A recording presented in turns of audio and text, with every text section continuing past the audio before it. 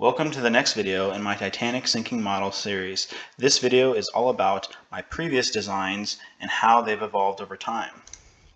The first model I want to show you guys is my 1/1000 scale model I made all the way back in 2016. This was a very simple model that I designed in SolidWorks and had an open top as well as all of the bulkheads inside, just like the real Titanic would have. Now, it was a very simple model, and so it wasn't very useful to show how the Titanic sank. It did, however, show me visually by seeing how the water flooded each compartment section and at what point that they started to go over the compartments, and so that was pretty cool. For all of the models I'm going to be sharing today, I'm going to be going through a pros and cons list. So to get started with this model, pros, this was a very easy model to visualize the flooding of. So that was really cool about this. It was also only one print. It was a super simple design. It took me, I think, maybe 20 minutes to design and maybe an hour or two to print. It was super simple. I printed it in white and used Sharpie to color in the hull and make it look more like the actual ship. There were, of course, some cons with this model. Open top design means that as soon as the water goes over the bow, it just floods incredibly quickly and sinks to the bottom really quickly. Also, the shape of it was very, very simple, and because of how oversimplified the shape was, it didn't actually show me anything like angle of the ship or how much the stern rose out of the water or anything like that. Also, the surface tension of water at this scale is huge.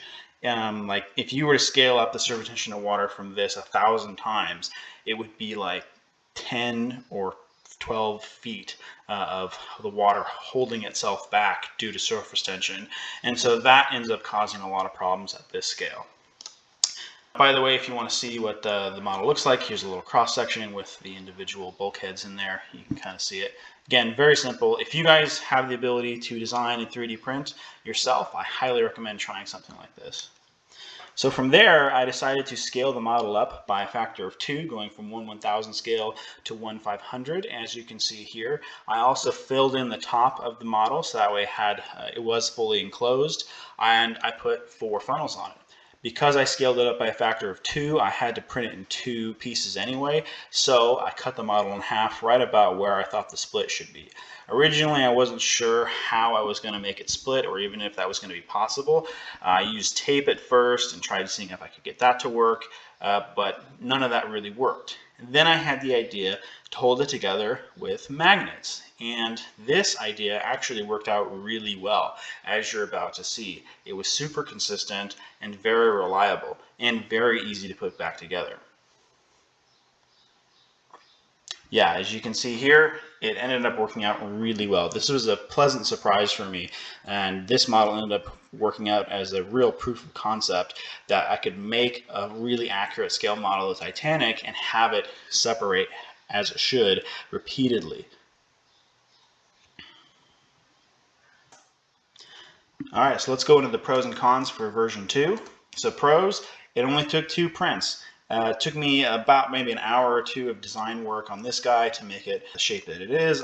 It also had a very reliable 7-minute long sink. This was nice because I could actually watch it during the sink and see the different angles. You see here a still of the model sinking, and I was able to do this at many different times and really pay attention to it rather than having to take a footage of the model and then slow the footage down to watch it.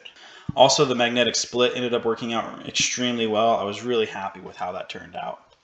Moving on to the cons, this was the wrong displacement. Once again, it's the same very simple shape that we had from the previous model. It also had very little detail. If it wasn't for the 4 funnels, you arguably wouldn't be able to tell that it's supposed to be the Titanic. And even then, with the orange Sharpie marks on here, it looks kind of more like the Lusitania than the Titanic. So I wasn't very happy with that. And ballasting ended up becoming very finicky as well. I ended up hot gluing fishing weights inside the model, and that's why you see here the weld decks look like they're open. They're actually taped over so that way they are fully enclosed, but I had to open up the weld decks in order to be able to put weights inside so it would float properly. And I had to redo that a couple of times because they would break off, or they wouldn't hold, or they wouldn't be correct or something like that.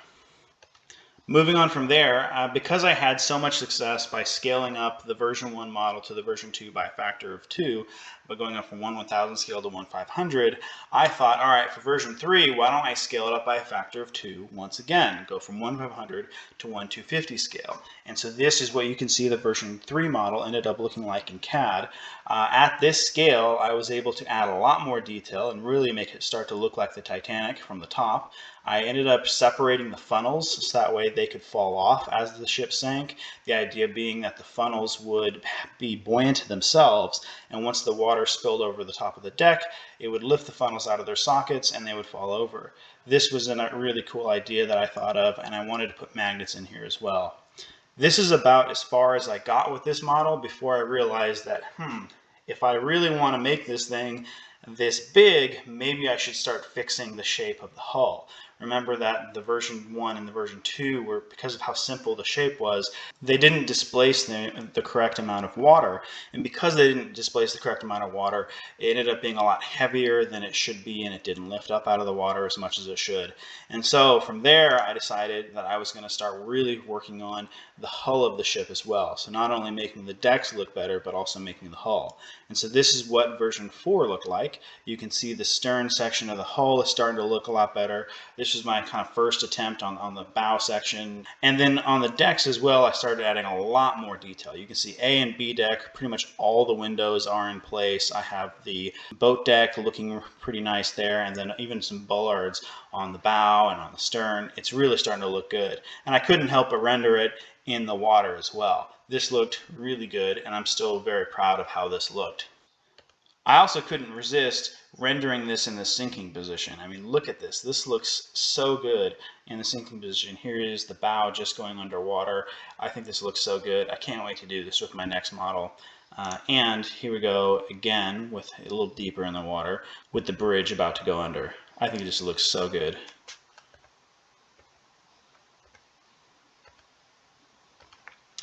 But when it came to actually printing version 4, I started running into a problem, and that was this made me very, very nervous. The version 1 model I was able to do in one print. It actually fit on my MakerBot build plate. The version 2 model I was able to separate into 2 pieces and fit both of those pieces on the build plate. The version 4 being double the size again, I would have to split into 4 pieces. But as you can see here, it's just barely fitting on the build plate. In fact, the printing bed for this thing actually goes over the build plate, which is problematic. And anybody who has done large-scale printing before knows that the bigger the print, the more likely you are to have failures. Failures being either warping of the build or the build just literally not printing all the way and having issues. So this made me very nervous, and I started to question whether or not this was the right path.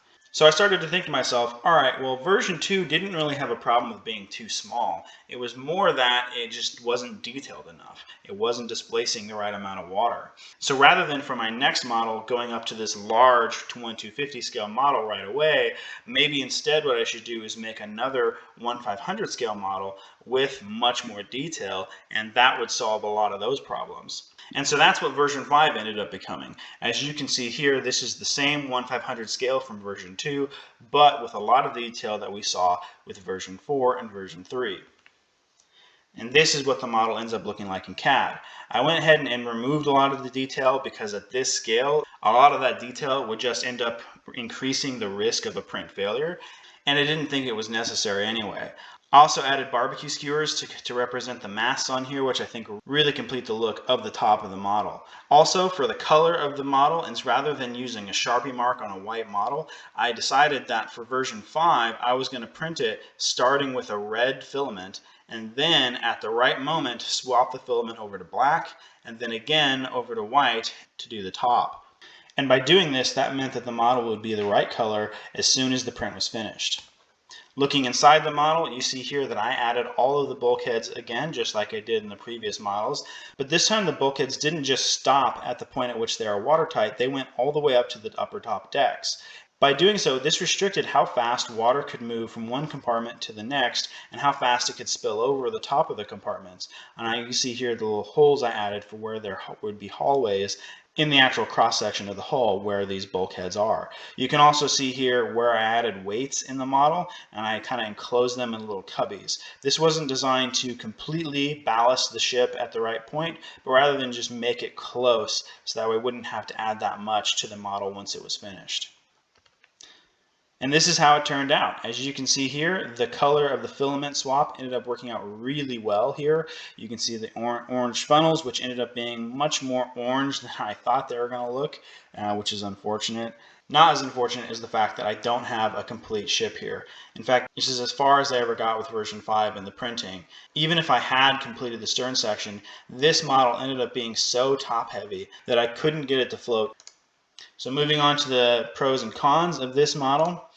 Pros, more detailed than the version 2 model, so I've definitely solved that issue. The embedded weights ended up working out really well. You can see a cutout of the model up here. This is actually one of the failed stern sections that I cut open the little cubby so we can see the weights inside. Now let's move on to cons. So first con, I ended up attempting 6 prints, and this is as far as I got. That's 1 print for the funnels, 2 or 3 for the bow section, and like 3 or 4 for the stern section. And as you can see, none of the stern sections ended up working out.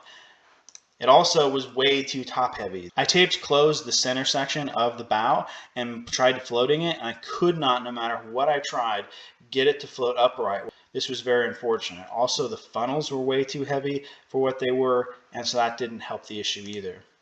And because of all these issues, I didn't learn much with the version 5 model, which really ended up being the biggest disappointment with version 5.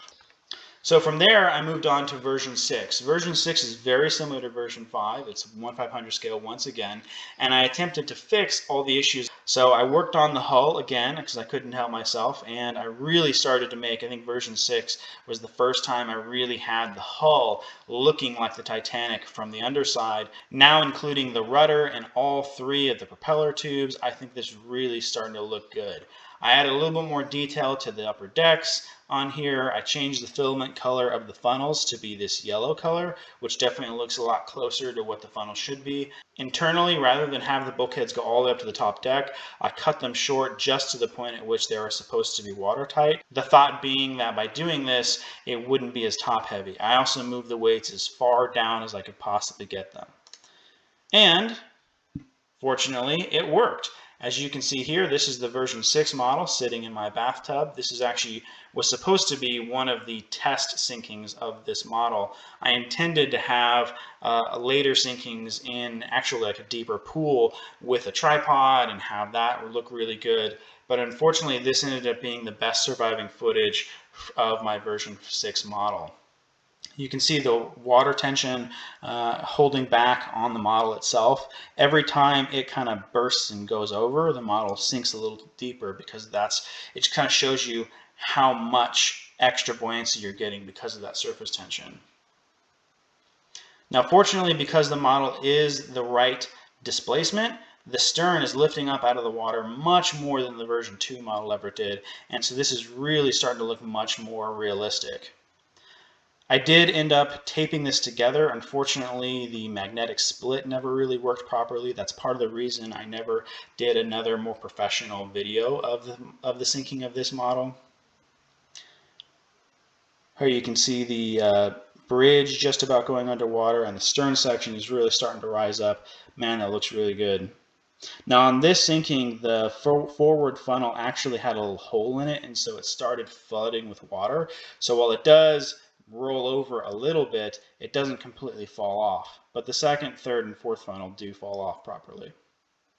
Now this is really cool looking. The model is starting to really do its final dive, but it hasn't touched the bottom yet, and so it's doing this very slowly. This is what I like to call hang time. Right there, I just hit the bottom, so it's no longer in hang time. But it's rather than just diving to the bottom as soon as the bridge goes underwater, it actually kind of holds itself there for a couple of seconds, which I really appreciate. Here you can see the funnel working, popping out like it's supposed to. All right, so let's go into the pros and cons of version 6. So first pro, it floats and sinks, and it looks damn amazing as far as I'm concerned. I was really proud of this model. The funnel design ended up working. I did have a couple of small flaws, like with the first funnel that you saw there, but it works properly, and I think I'm going to move forward with that. Design. Slow final plunge, the hang time, man, I was so proud of this. Every other sinking model I've ever seen really doesn't have any hang time. It just kind of dives to the bottom once it gets to a certain point. First con is it's not stable. So despite everything I did between the version 5 and the version 6 design, I still couldn't get it to float upright properly. I could get it to just barely hold itself upright, but then it would roll over to one side as it was started to sink. Part of the reason I started the video of it sinking with the bow just going under is because it really wasn't stable until it got to that point. Also, because I no longer had the bulkheads going all the way up to the top decks, this meant that when the top decks were printed on the model, there was way more sagging than I had previously. And unfortunately, this was the best result I ever got out of this model. The magnetic split didn't work at all. I couldn't tune it properly. I couldn't get them in the right position, and it just never ended up working, which was really, really unfortunate. There was also a lot of printing issues. I think I attempted over a dozen prints on this. That was like 2 or 3 sets of funnels. That was multiple stern sections, multiple bow sections. The very observant of you might have actually noticed that the bow section on here is actually a version 5 bow because I never got a version 6 bow to print properly. I really started having a lot of printing issues towards the end of this project, and it got to the point where I couldn't get past the red section of the hull without the entire print failing. And unfortunately really demotivated me from the entire project for a couple of years. Now since then, I have done a little bit of work to the models. Like in 2018, I tried scaling up the design again to 1/250 scale. The idea being that if I go up to 250 scale, it's going to be way easier to ballast it properly and get the CG low, so that way it's much more stable. But I never really got too far with this idea. I also tried a couple other things, like I wanted to see how hard it would be to throw motors into the stern section like you see here. The idea being like, hey, what if because I have an easily separatable model with magnets, I could have an entirely enclosed stern section where I have all the electronics in the stern and the bow is just kind of like a dummy bow that I could swap out with a sinking bow or whatnot. Yeah, this idea was a little crazy and a little more than what I should have been going after, but it did kind of look cool in this rendering. Now what we're seeing here is actually the version 6 stern section that I scaled up by a factor or 2, and you can see here how the bulkheads don't go all the way up to the top decks like I would like them to. Rather, they just stop short at the point at which they're watertight. Okay, so I know what you're thinking. This was back in 2018. What have I done since then? So since then, I've decided that there's a couple of things I need to resolve before I actually move forward with this project in a meaningful way. The first of those is I need to choose the right scale. And so the couple of things I've decided is that 1/500 is just too small. I don't have enough control over the CG at this scale to keep the model watertight as well as keep the center of gravity low enough. Also, 1/250 scale is just too big. It's too cumbersome of a model. It's too big to print realistically without this turning into a much larger project. So I looked at a couple of scales in between. For example, there's 1/400 scale, there's 1/350, there's 1/306 scale, which is 1 millimeter equals 1 foot. And what I ended up deciding is that I think I'm going to go with 1/350 scale. So looking at this little matrix that I threw together, comparing all the different scales you see here from 200 to 700 scale, with 1/500 and 1/350 highlighted here in bold, you can see here the direct comparisons between them. And then I did a little math because I wanted to compare these in a way to actually prove that I would have more stability at a higher scale. So for example, moving from 1/500 to 1/350 scale, you see that it's a 43% increase in length in every single direction. For surface area of the model, we have about 104% increase of surface area, therefore 104% increase of the weight of the model. And we have 192% increase in volume of the model, therefore meaning the displacement of the model and weight of the model as well. And so because of this, you can see here that the displacement goes up at a higher rate than the surface area, meaning that all things being equal, we have more control over the stability of a larger model than we do a smaller model. Now, I do want to stress you should take this with a grain of salt because this calculation assumes that the model is exactly the same between them, that all the wall thicknesses are exactly the same, that all you're doing is expanding a box uniformly by 43% in every dimension. But at the very least, it does prove that 1 through 50 scale should work for me. And when you throw the 1 through 50 scale bow section on the printer, you can see as well that it fits there very nicely. It's not too close to any of the sides. I have plenty of room, and it's only an 8-hour print for just the bow section, which is about comparable to the bow and stern sections of my 1/500 scale model. The advantage here being that because it's only about 8 hours long, I don't have to start this print at the very morning of the day and edit late at night. I can do this in the middle of the day and not have to worry about spending the entire day just attending to this one print. Speaking of printing, I am going to have to resolve a lot of the printing issues that I had with my version 5 and version 6 models if I'm going to continue with this project. So some of the issues that I have here, I'm just going to list them out here. I don't really need to go into too much detail, but all of these issues caused me a lot of pain and a lot of headache for various reasons. Now, I did end up trying to repair my old printer. Advantage here being that it's theoretically the lowest cost option rather than buying a new printer or going with another route. I know what to expect because I've had this printer for 8 years now and I know all of its quirks. It's the right size. Keep in mind with my model, I'm more concerned with length than I am width and height, and so it ends up being a really nice length. For example, 1/500 scale, I could print the bow and the stern section in one piece, while on most other printers at 1/500 scale, you'd have to separate them into two. Cons, at the end of the day, this is still going to be an FDM printer. I'm still going to have pretty limited results because it's an FDM printer. And if I repair everything, there's no guarantee that all the issues that I've had won't just reappear again. And the type of things I'd be repairing, I ended up buying a new head for the printer, and so I have installed this and it now is able to print smaller parts very reliably. I did also buy this bed stabilizer, which should help for larger prints. And I've really been debating buying a heated glass build plate for this thing, which you can still buy on eBay for a MakerBot 2. Now, I could also get this thing professionally printed. The advantages here being that I can use SLA, SLS, or MJF style of printing, which is really high quality printing compared to FDM. It's highly scalable because if I want to order, say, a second model, I just click order through these services and have them do all the work to build it.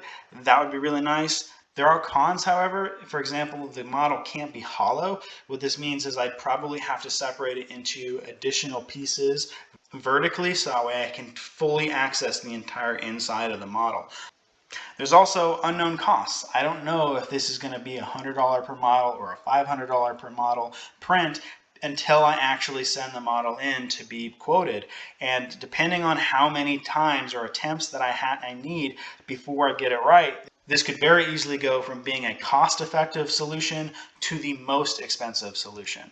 And by the way, I have used Shapeways and Protolabs in the past. There's a few other ones that I've listed here that I would think about getting this project quoted by if I was going to move forward with this. Now, I could also buy a new printer.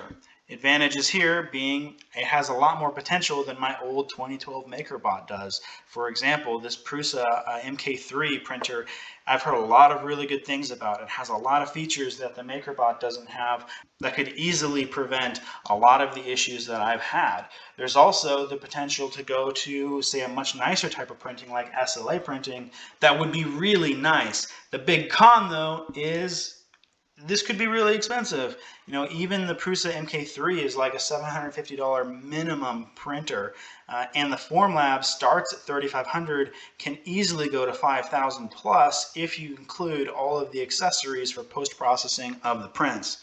There's also unknowns. I mentioned before that I already know all the quirks with the MakerBot printer. What are the quirks with the Prusa? What are the quirks with the Formlabs printer? I don't know what those are. The type of quirks I'm talking about, by the way, affect how I design the model. They affect how I print the model and the settings that I use to print the model. And it could take time to really learn all those quirks with these printers. Now that being said, I think I am going to design my next model specifically for the Prusa i3. And the reason I'm going to do this is kind of twofold. One, it's the right size for a 1 through 50 scale model. It ends up being nearly perfect to print the model, as you can see here, at 1 through 50 scale in 4 major pieces. It also is compatible with Super Slicer software, which means that if you guys want to print this at home and you with a different printer, you could easily use Super Slicer, which is compatible with nearly every printer out there on the market. And so you guys can compare settings. You can make sure that if it works with Super Slicer, it'll probably work with your printer as well.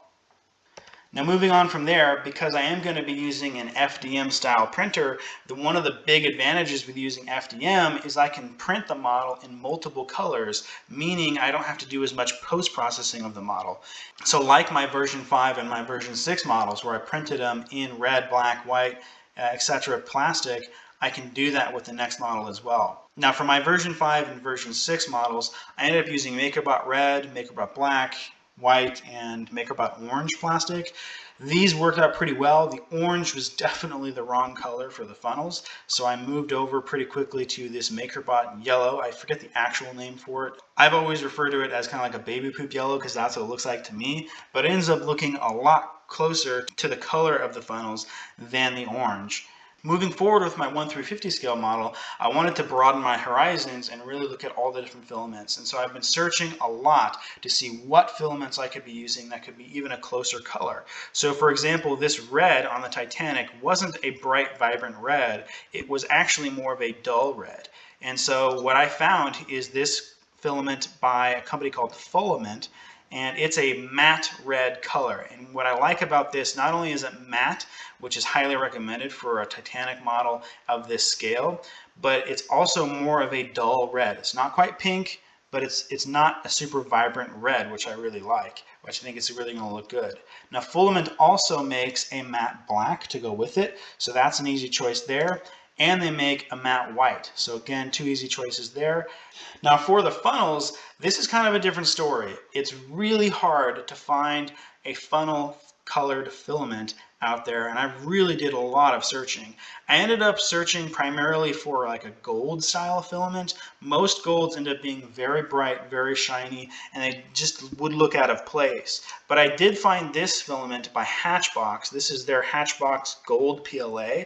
The nice thing about this is it's not as bright as most other gold filaments. It doesn't have a lot of like sparkly reflective things in them. It is more of a dull color. And so I really think this is going to be the best filament to use, at least for the time being, for the funnels. Now it's not perfect, but it's definitely better than all the other filaments that I've bought and tried in the past. So with that, I would like to introduce you guys to my version 12 model in a future video, unfortunately. So I actually have bought, in addition to all the other things I've talked about, I ended up buying a full set of 1 through 50 scale plans from a guy named Dr. Han. And so rather than show you guys what the model looks like right now, I am going to be redoing the entire model, basing them off of Dr. Han's plans, because I want this model to be much, much better than my previous models, and I really want it to be worth your guys' time. But in the meantime, you guys can see here what the bow section would look like on the Prusa. You have the colors of the filaments, and down here you have my current plan for ballasting of the 1 through 50 scale model, which is going to need a lot more ballast than the 1500 model did. Also the new funnel, which has been redesigned once again, and I think it looks even better than all of the previous funnels did. So with that, thank you guys for watching. I look forward to the next couple of videos where I go into much more detailed design choices specifically about the new model rather than talking about the old models. There's a lot of things I want to talk to you guys about. Please like, comment, and subscribe. And actually, please subscribe, because, and I have a good reason for this rather than just clout, I want you guys to subscribe because then I'll be able to post things like build update pictures or polls. I wanted to post a poll because that seems to be the popular thing on YouTube nowadays about whether or not you guys wanted to see one big video about the detailed design choices or multiple small videos about detailed design choices, but I can't do that until I have 1,000 subscribers, and I currently only have 500. So please subscribe, and hopefully you guys will get more frequent updates from me rather than the occasional spread out video. So with that, thank you guys. If you've made it this far, you are a badass.